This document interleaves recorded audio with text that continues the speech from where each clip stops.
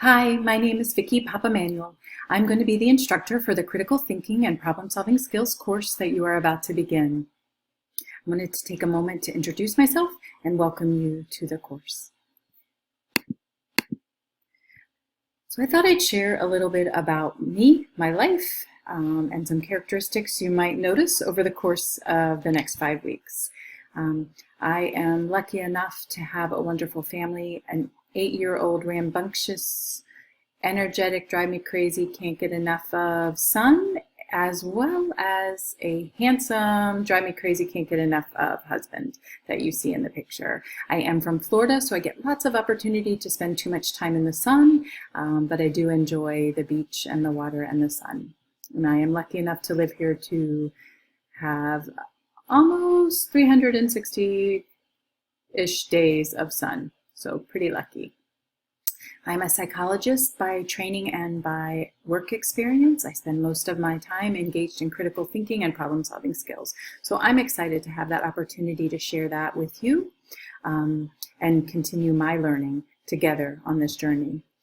One characteristic you might notice about me relates to being curious and questioning, asking a lot of questions, and I do that as a way of learning about the situation, about you, about how you're thinking. So you might experience me asking some questions, but again, that's just how I kind of learn and determine next steps and best ways to problem solve. So I thought I'd share a little bit about me, and now I want to share some information about the course and how we can move together through the next 5 weeks. So this is not your first course with UMA, and I know that you've had opportunities to understand online coursework as well as UMA's philosophy and the 4 pillars of excellence that will guide the framework for everything that we do, and that I'm committed to supporting that process. So we will engage in work that is both student-focused and community-focused, which means that I will support your needs and that together as a collaborative team, we will build successful learning opportunities and finish the course with success and confidence. We will engage in knowledge building through those critical thinking skills and problem-solving activities, and that ultimately you will feel confident and begin your journey as a leader in your field. So I thought I'd put those kind of 4 pillars into my own words and give you some graphics so you can see how I understand it.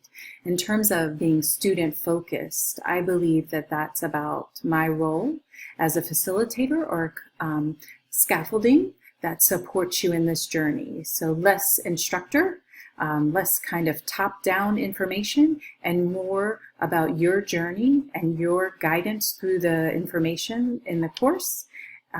How can I support that learning? How can I set up opportunities when you're struggling? How can I give different information or just ask some more questions about how you're thinking to help problem solve any barriers that might come up as we move through the next 5 weeks? So again, my role is more a facilitator and really just the scaffolding or support in order for you to be successful. In terms of community focus, I see that as a collaborative teamwork approach, and that all of the students, all of us together, will be able to help each one be successful. So you can kind of see that silly graphic where all of the people are supporting the other individual at the top, putting in that final puzzle piece, and that's your ultimate course completion of success. And all along the way, with the end in mind, that goal of we want certification degree completion, and that we're going to help you get there. The final 2 pillars relate to knowledge building and leadership. And I love this quote by Albert Einstein, where education is not the learning of facts, but the training of the mind to think, which is wonderful because that's exactly what this course is going to offer. And you may already do on your own. So many times we see people, systems, offices, agencies, hospitals, schools, have lots of processes, procedures, and people start engaging and going through the steps and they stop thinking. And I think when you are in your medical profession, you are going to have lots of opportunity where you alone have few pieces of information and have to make huge decisions about other people's lives, about a functioning of an office. And so this course will help you think, how can you do that critically, independently, and quickly? So I'm excited for us to move through that journey, and that at the end of the day, that leadership role, that you'll be able to do that confidently and feel able and successful and confident to make those decisions as you move through your coursework and ultimately stepping into your profession.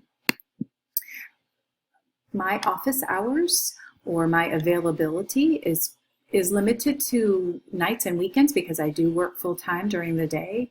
I am available anytime, really, in terms of text and email. I'm pretty attached to my phone, so I will always get messages. I may not be able to respond as quickly during the day, but evenings and weekends I should be able to respond pretty quick. Ultimately, though, I will always answer within 24 hours. And so I wanted to share my hours with you. As you can see, Monday through Friday, 6 to 9 p.m., and then Saturday and Sunday, 9 to 4. But again, please feel free to call, text, leave a message on my cell phone. Again, just let me know who you are, best way to get back with you, and then some brief description of what you're struggling with, concerns, questions that you have. And finally, before I close our message today, I thought I would share some key strategies for success in this course and our journey together. So I could talk specifically about the course, and we're going to do that as we move into that first week together. But I thought I'd step back and kind of think about big picture in terms of strategies for success.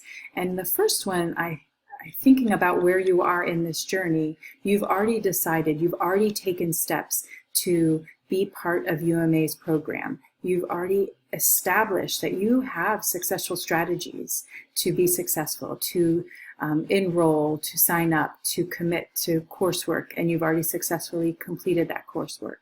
So just thinking in terms of what made you take that first step, what strategies have you used that have let you be successful thus far?